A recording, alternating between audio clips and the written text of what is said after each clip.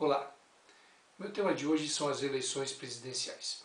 O Instituto Datafolha acabou de divulgar mais uma pesquisa sobre a corrida presidencial. Os números não trazem grandes modificações nem muitas novidades. Traz uma queda de Dilma de 2 pontos percentuais, passando de 51% para 49%. José Serra, que tinha 27%, passou para 28%. E Marina Silva passou de 11% para 13%. É bom lembrar que essa é a primeira pesquisa depois do Helenice Gate e também de uma campanha mais agressiva do ponto de vista do marketing político de José Serra em relação à candidatura governista de Dilma Rousseff. Todas as candidaturas variaram, oscilaram dentro da margem de erro, que é de 2 pontos percentuais. O número mais significativo, talvez, seja a queda de 12% para 7% da diferença de Dilma em relação aos outros candidatos. Mesmo com essa queda, os números ainda trazem uma definição da eleição no primeiro turno, se a eleição fosse hoje, segundo o Instituto Datafolha.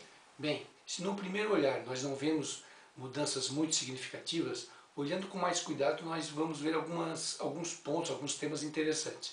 O primeiro deles é a estagnação da candidatura Dilma Rousseff no patamar em torno de 50%. Um outro é o crescimento, ainda que dentro da margem de erro, também da candidatura Marina Silva, se tornando aí, quem sabe, podendo se tornar uma alternativa de um voto de oposição. É lógico que esses números representam, assim como os outros também representavam, toda a dinâmica da campanha eleitoral de todos os candidatos, tanto na televisão, quanto no corpo a corpo, quanto o trabalho que eles têm feito na comunicação social, nos meios de imprensa, na internet e etc. E como eles têm desenvolvido de uma maneira geral as suas campanhas. Dilma Rousseff vem se apresentando da mesma forma como se fez desde o início da campanha. É a candidata do presidente Lula, a candidata que representa a continuidade de um modelo econômico que trouxe melhorias à condição de vida das pessoas, especialmente da classe C, D e E. Vejo como dificuldade de Dilma a falta de carisma que tem, por exemplo, o presidente Lula. Ela não consegue um grau de empatia, não se comunica muito bem, as suas falas são bastante decoradas, ela usa muito o termo eu acho, né? Ela acha tudo, acha isso, acha aquilo, enfim, não tem certeza de nada. Outro fato também que pesa negativamente é o fato de estar colada excessivamente na imagem do governo Lula, que é o que, aliás, a oposição tem colocado, né? Porque todo presidente precisa ter um bom grau de independência, principalmente na hora de tomar decisões, e um presidente tem que tomar decisão a todo momento. O programa dela é muito bem produzido, consegue trazer ao público, né, todas as informações a respeito de tudo que o governo Lula fez até agora, e até de algumas coisas que não fez também, né, de obras que não estão prontas, mas a população, de maneira geral, não alcança esse tipo de informação. Na verdade, é um bom programa, com um bom conteúdo, bem produzido, caro, portanto, né, em função até do tempo de TV que o PT tem nessa eleição presidencial, mas falta, portanto, justamente esse aspecto, né, mais carismático, de independência, que ela precisa firmar pelo menos nesses últimos 10 dias que antecedem as eleições. José Serra começou se posicionando como um candidato que não é contra Lula. Eu acho que essa foi uma ideia interessante da sua estratégia aí de campanha, ou seja, nos primeiros dias de veiculação do programa eleitoral e até em suas falas de comício, ele não se posiciona contra o Lula, mas sim como uma alternativa à candidatura lulista, né, que no caso é Dilma Rousseff. Ao longo do tempo, como isso não foi dando resultado, em função dos resultados eleitorais, mudou um pouco a sua estratégia de campanha, focando mais no seu grau de independência, justamente o que não tem aparecido muito no programa de Dilma Rousseff, na sua competência, na sua independência e na sua competência administrativa. Penso eu que ele nos primeiros programas, ou nos primeiros períodos de campanha, ele focou muito na saúde.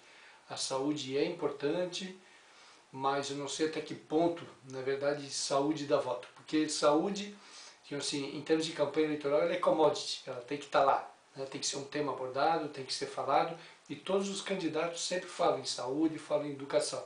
Então penso que não devesse ter feito, mas fez durante um período muito longo dos seus programas eleitorais. Agora, no terceiro momento, Serra passa para o ataque. Traz à tona o caso do sigilo fiscal, da quebra do sigilo fiscal da sua filha e de membros do PSDB. Aliás, um tema que, ao meu ver, também ocupou muito do seu horário eleitoral, já que a imprensa divulgou, né, e deu ao tema o tratamento adequado, a ponto de virar efetivamente assunto, né, do debate eleitoral. E, na verdade, temos assuntos muito mais importantes que esse.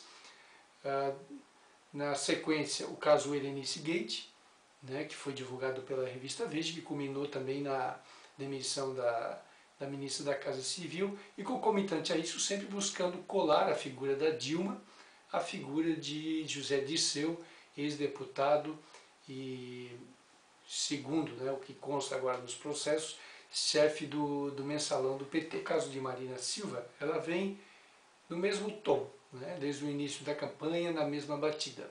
Penso que ela acertou nos últimos dias em bater na tecla do segundo turno, né, de que o país precisa discutir mais a política, precisa discutir mais os temas que realmente são importantes, como educação, como meio ambiente, como saúde, como infraestrutura, e talvez ela possa se beneficiar, né, do percentual de eleitores que acaba ficando de saco cheio, né, do que tanto situação quanto oposição ficam falando o tempo todo, muitas vezes um criticando e o outro rebatendo, e opta por escolher uma candidatura alternativa, como é a candidatura de Marina Silva. E o que acontece, o que os candidatos deveriam fazer daqui para frente? Bem, olhando do ponto de vista de Dilma Rousseff e do PT, não há muito o que fazer a não ser torcer, né, para que essa tendência ou de queda de Dilma ou de subida dos concorrentes ela não se confirme, que seja apenas uma variação realmente dentro da margem de erro e de metodologia de pesquisa. Qualquer um que tem alguma experiência em eleição sabe que os últimos 10 dias de campanha, os últimos 5 dias de campanha são decisivos, né? Já houve viradas históricas de campanhas eleitorais de um dia para o outro, e muitas delas não eram manipulação do Instituto, não, é porque houve uma virada de inconsciente coletivo e o candidato que dormiu eleito, no outro dia acordou derrotado. Então, do ponto de vista, né, de estratégia política, não vejo que Dilma possa fazer grande coisa, a não ser que, ou deva até fazer grandes mudanças na sua estratégia de campanha, a não ser que essa tendência se confirme fortemente a partir do início da semana que vem. O programa eleitoral deve continuar na mesma linha, sempre respondendo adequadamente aos ataques, né, que poderão e certamente virão nos próximos dias, tanto através da imprensa quanto através dos programas eleitorais. Já em relação à Serra, o ângulo de visão é completamente diferente. Torce para que Dilma fique parada ou caia e que as candidaturas da oposição, com ele à frente, continuem subindo. Eu penso que desde o início na campanha de Serra, em termos de proposta, faltou pelo menos a tentativa de oferecer mais do que Lula e do que Dilma ofereceram ou estão oferecendo. Numa campanha federal, em nível nacional, portanto, o que decide é a economia. É só a gente olhar para trás um pouco e ver a eleição de Fernando Henrique Cardoso, a reeleição de Fernando Henrique Cardoso. Aliás, até a eleição mesmo, ele foi eleito com base no Plano Real, reeleito também com os ganhos do Plano Real e não conseguiu reeleger Serra justamente porque a economia estava passando por um momento ruim em função das circunstâncias da crise financeira internacional. Lula assumiu, a crise passou em seguida, em que pese ter adotado as mesmas políticas econômicas, não sociais talvez, mas as mesmas políticas econômicas do Fernando Henrique, manteve a economia em ascensão e se reelegeu. E agora chega ao ápice, né, com a possível eleição de Dilma Rousseff. Então o que o Serra poderia fazer? Oferecer mais, além da continuidade, oferecer mais do que ele tem tem feito até o momento.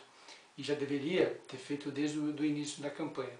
Agora ele apareceu com a proposta dos R$600, que é uma proposta plausível e até razoável para mexer com a classe C e D, e B, parte da B também.